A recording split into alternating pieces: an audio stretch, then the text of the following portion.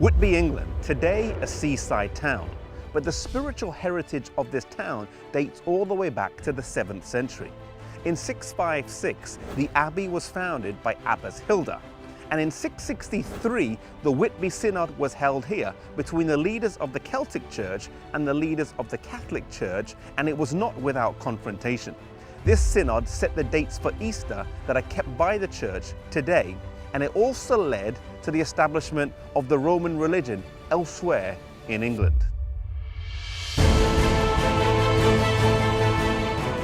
At that time, in this part of England, the Celtic Church was the dominant faith, due to the missionary work of Aidan, who had been sent over from Iona.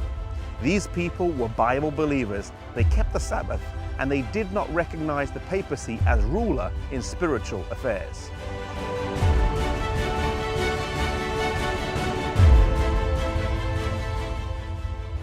Coleman was the successor of Finan. Finan was the successor of Aidan, who originally started the work here in England. And Coleman had only been working for 3 years when the Council of Whitby was called. He had a couple of things against him. Firstly, that he had only been working for 3 years. Secondly, that his opponent, Wilfrid, was well drilled in the papal arguments. And thirdly, that the Queen of the King was Catholic. The principal question of the debate was, when would the date of Easter lie?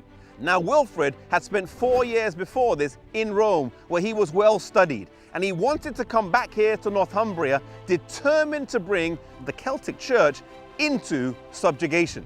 He wanted an open debate, and King Osby agreed for an open forum. So on one side you had Coleman, the Scottish clerks, and Abbess Hilda, and on the other side you had the king, the prince, the queen, and Wilfrid, and so the debate began.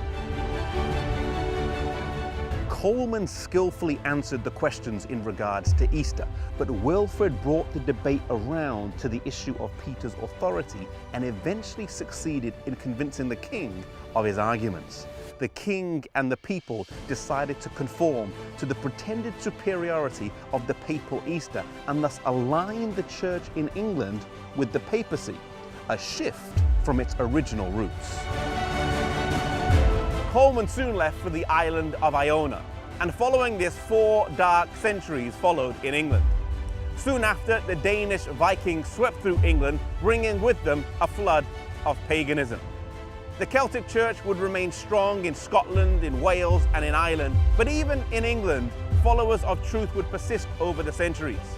The seed sown by Aidan, Finan, and Coleman would continue, so that when John Wycliffe began his marvelous revival centuries later, his followers are thought by some to be those who maintained from generation to generation the doctrines of Aidan. One thing we learn here from the Council of Whitby is that though the cause of God took an apparent defeat, we have to remember that we're living in a great controversy where there's a battle between truth and evil. And like in the words of the song, Once to Every Man and Nation, where the words go, though the cause of evil prosper, yet 'tis truth alone is strong. Sometimes in our life or in our work, it can look like the cause of God is taking a beating. It can look like the cause of God is suffering. Yet we need to remember that we're living in a great controversy. There's a battle between truth and error, between right and wrong, between God and Satan.